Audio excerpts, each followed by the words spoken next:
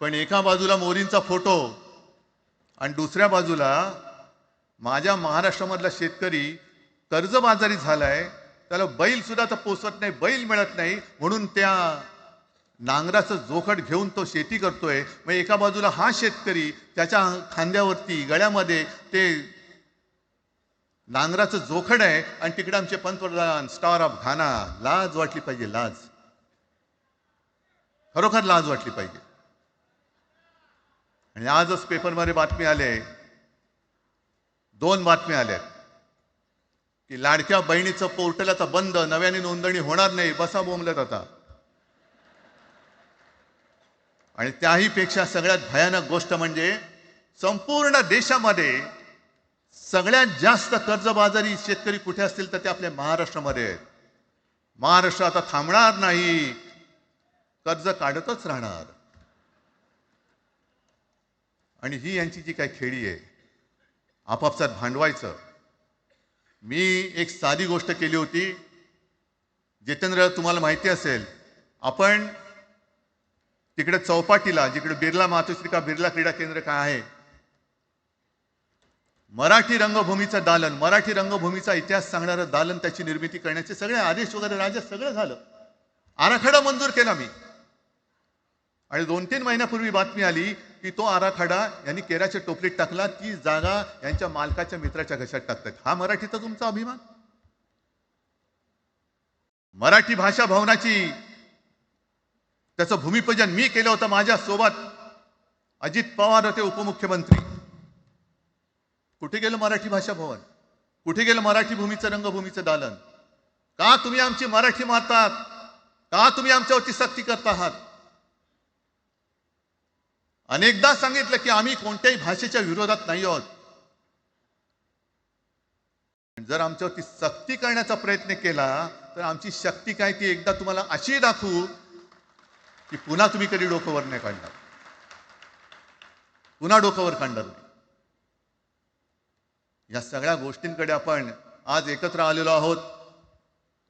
पुन्हा आपल्यामध्ये काड्या घालण्याचे उद्योग होतील, कारण त्यांचा धंदाच तो आहे. एकतर कुठे, मी नेहमी सांगतो, कोणाच्याही लग्नामध्ये भाजपवाल्यानं बोलवू नका. येतील मस्त श्रीखंड, बासुंदी, पोळ्या बिळ्या खातील आणि त्याला नवरा बायकोत भांडण लावून दुसऱ्या लग्नात जेवायला जातील. बरं, एवढं केलं तरी बरं, नाही तर त्या पोरीलाच पळून घेऊन जातील. कारण ह्यांचं स्वतःच असं काहीच नाहीये.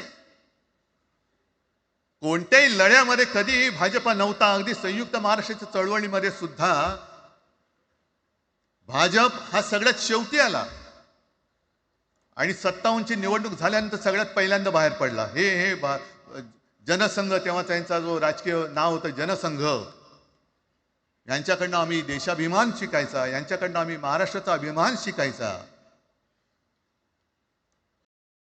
आणि आम्ही आपापसात भांडून ह्यांना सगळं काही बहाल करून टाकायचं. या सगळं विकून टाका, सगळा सत्यानाश करून टाका. अरे, आपली मुंबईच्या शिंदड्या उडवल्या जात आहेत. अख्खी मुंबई कोणाच्या घशात घालतायत?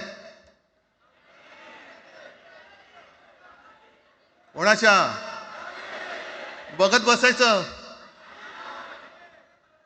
सगळं. म्हणजे आज सगळ्यात जास्त जर कोणी जमिनीचा मालक मुंबईमध्ये असेल तो यांच्या मालकाचा मित्र आहे, अदानी. कोणाची जागा? कोणी रक्त सांडलं? कोणी रक्त सांडलं? कोणी? ते हुतात्मा स्मारकाला वंदन करताना सुद्धा आपल्याला लाज वाटली पाहिजे. अरे, त्यांनी तर रक्त सांडलं, बलिदान केलं, पण त्यांनी रक्त सांडून मिळून गेलेली मुंबई जर का आपण राखू शकणार नसू तर आपल्याला लाज वाटली पाहिजे, शरम वाटलं पाहिजे. म्हणून त्या रक्ताची शपथ घेऊन मुंबई आणि मराठीच्या रक्षणासाठी आपल्याला उभं राहायला पाहिजे. ठीक आहे, असतील, होते, मत पटली होती, पटले नसतील, पण याच्या पुढे मराठी आणि महाराष्ट्र धर्माचं रक्षण करणं. आमचा हनुमान चालीसाला विरोध नाहीये, पण मारुती स्तोत्र आम्हाला का विसरायला लावताय? मारुती स्तोत्र आहे ना, भीमरूपी महारुद्रा. आमचा जय श्रीरामला विरोध नाहीये, पण भेटल्या म्हटल्यानंतर राम राम हे म्हणणारे आम्हीच मराठी. आम्हीच मराठी. हे तुम्ही आत्ता जय श्रीरामची घोषणा द्यायला लागलात, पण जय जय रघुवीर समर्थ सांगणारे समर्थ रामदास त्यावेळेला आमचे होऊन गेले. त्यांनी आम्हाला पहिल्यांदा रामाची भक्ती शिकवली. त्याच्यामुळे यांचा काही आगा नाही, पिछा नाही. राजकारणातले हे व्यापारी आहेत, वापरा आणि फेका. तो एक गद्दार काल एक बोललाय, जय गुजरात.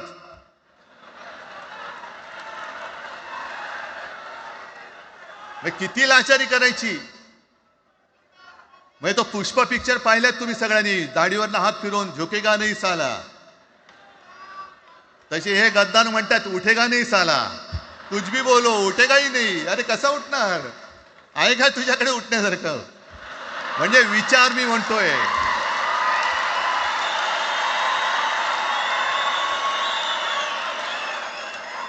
अरे विचार वगैरे मी म्हणतोय.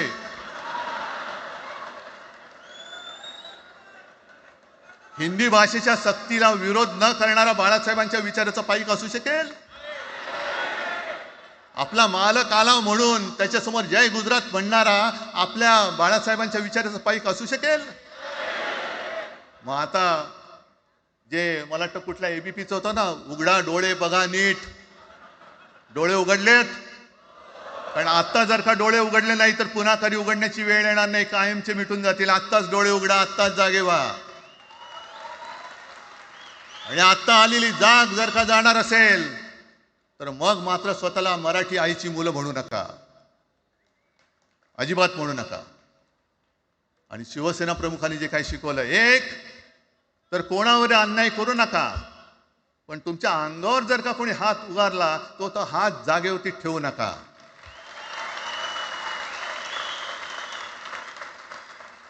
देवेंद्र फडणवीस भाषिक गुंडगिरी सहन करणार नाही तुम्ही म्हणता आहात. मला एक मराठी माणूस असा दाखवा की जो आपल्या देशात इतर राज्यामध्ये जाऊन गुंडगिरी करू शकतो. हिम्मत आहे त्याची. एक मराठी माणूस दाखवा. पण तुमचे सगळे चेले चपाटे उठतायत, कोणावरही आरोप करतायत, तमाशे करतायत. अरे कोणताही मराठी माणूस किंवा कोणताही भाषिक इतर प्रांतीय भाषेत तिकडे गेला, राज्यात गेला आणि दादागिरी करण्याचा प्रयत्न केला तर उभा चिरून टाकतील तिथली लोक. बंगालमध्ये जाऊन बघा.